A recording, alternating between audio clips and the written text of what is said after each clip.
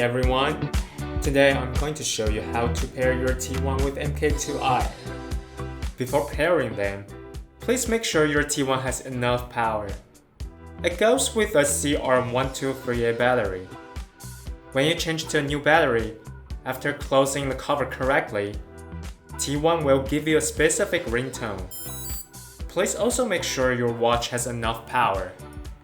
After you turn on your watch, hold the middle left key to enter the menu. Then press the lower left key to select Sensors and Accessories. Select Add New. Then select Transmitter and press the upper right key to search. And check the number on your watch to see if it matches with the T1 serial number.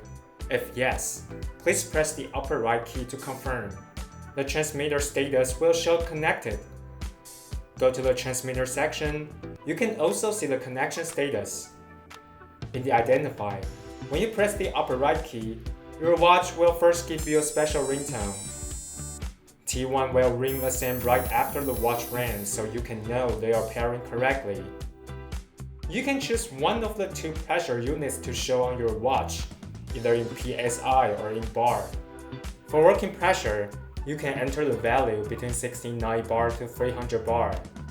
And for reserve pressure, you can enter between 28 bar to 137 bar.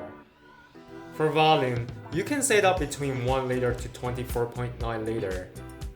Set transmit power. After reading the instruction, you can press the down key to confirm. Then you can enter the last 2 digits of your T1 ID. If numbers are correct, you can change the transmit power to standard, high, or maximum. You can see all your T1 information in the About section.